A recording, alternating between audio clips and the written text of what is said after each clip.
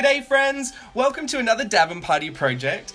Today we're doing paper mosaics, which is one of my favourite simple things to do in my journal. I say that about almost everything, but this is actually super simple. So here's a screenshot of everything you may need. You'll see you don't actually need all of it, but these are the stuff I like to play around with. And yeah, let's get straight into it. So this is the Jane Davenport Mixed Media Paper Pad, which is absolutely stunning, and I'm going to mosaic these two in this video. I also have another example of a different page from that in my DAVENPARTY project planner insert, my super secret planner insert that no one gets to see because it's got all my DAVENPARTY projects planned out in there. But I also like to usually make one of the projects in there or put a picture of it in there so I can say that I've done it or say that I've tried it. But yeah, so you'll see that example at the end. But basically what you want to do is take the image and cut it up into lots of different angular pieces. They don't have to be any kind of shape. You also don't need to measure it out to the journal, because once you leave the gaps in between every piece, you're going to see that a small image can actually take up quite a big space once you've put all the gaps in. Also, side note, I've learnt this the most difficult way I could learn it. When you cut up all the pieces, assemble them off to the side in the order you cut them up.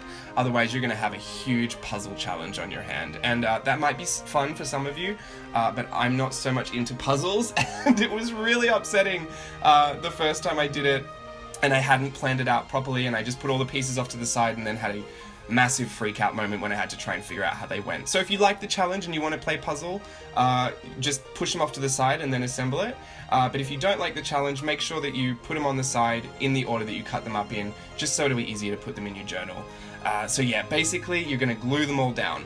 Another tip, use a robust paper and also stick them down to a robust paper, because if you use thin papers for this, the amount of wet media that we're going to use, like the glue and the glossy accents or the Mod Podge, it's going to warp and buckle the paper in a way that you may not be happy with in the end.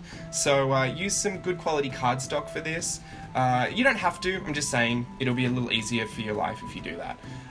What I'm doing here is getting a Sharpie and just going around each edge, because I think it pops it out a little more, makes it a little more bold and graphic. You don't have to do that. You can journal in between the little edges, or you can fill it with watercolor or paint, whatever you want to do. But this is just this is probably the most simple way to do it, I feel like, and to get the best, most bold and graphic result.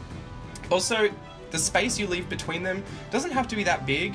I find that if you're going to assemble a face or, you know, a picture of something like one of these paper pad images, you're going to want to leave a smaller gap, just so that your eyes can process the whole image better than if you left a massive gap between each piece. So this, I'd say, is probably about a 5-centimeter gap, give or take a few centimeters here and there. I don't know what that is in inches. Let's just call it a quarter of an inch, an eighth of an inch maybe. But yeah, conservative gap, and it'll look a lot nicer. I've got Mod Podge here. It's a glossy finish. This is super cheap. I got this for $1 at Target, and it just gives that nice little sheen to it. This paper pack also has a nice luster to it anyway. You could just leave it like that, but I wanted to add extra and just be ultra, so I did the most and put that on there. You don't even need a lot of it, and you could layer it up if you wanted a little thicker, but to be honest, it's just a nice finish to put on there. And what I'm doing with this one is assembling it on a mixed media tag, and I'm going to use glossy accents for this. The reason I didn't use glossy accents in the book is because anything that's typically glossy in its finish has the tendency to be sticky as well. So if you're going to put that in a book and then close the pages for a while, you run the risk of having those pages be stuck together and then ruining everything when you open it back up. Having said that, I didn't do the glossy accents in the book just because I wanted to skip the drama altogether, and the Mod Podge is it doesn't seem to stick like that. I don't know, ask me again in 5 months and I might be telling you not to use it.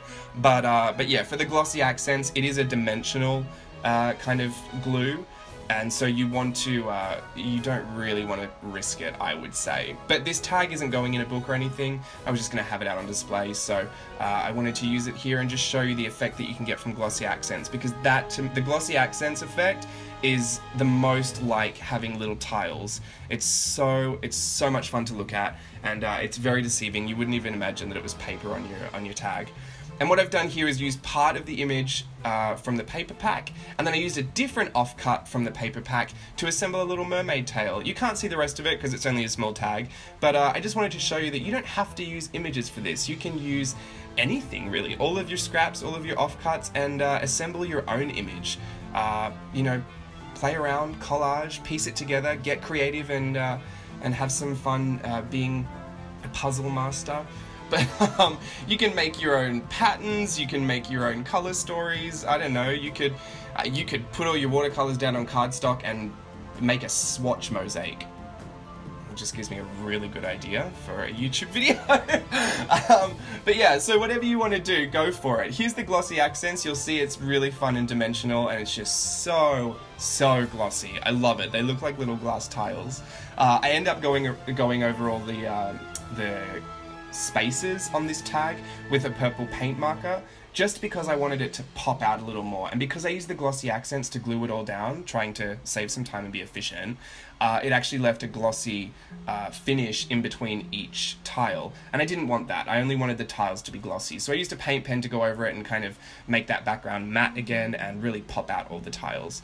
But yeah, all of these steps are completely optional, and it's so simple. You can do the most difficult puzzle that you want to try and assemble, or you can literally just cut up a piece of paper in 6 different shapes and glue it down on your page. It's so effective, it's so simple, so yeah, just give it a go and tell me what you like about it. Also, I've done this on a massive canvas, and I used scrap papers and made a huge Disney character on a huge canvas, and it's actually at my home in Australia, my family home in Australia, hanging up on the wall, very proud, and I felt great because we all have those big stashes of paper left around that we don't do anything with, and these mosaics were such a great way to use those and not feel so guilty about having so much scrap paper around. So if you want to do it on a big canvas, totally works as well. I've done it. Your hand will get so sore trying to squeeze out the glossy accents, but you could just use the Mod Podge and eliminate that hassle altogether. So yeah, I'm going to go show you a bunch of examples of the 2 that I created in this video and the one that's in my DAVENPARTY insert. Yeah, if you want to have a go, challenge yourself or don't.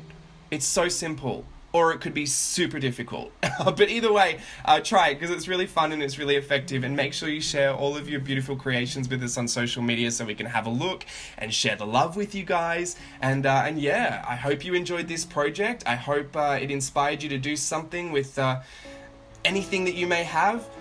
Get crafty and get messy, and put something down so the glue doesn't get everywhere. That's just my personal tip, because you know what I'm like. I find out after the fact that I should have done it the right way. Anyway, here are the examples. Bye everyone.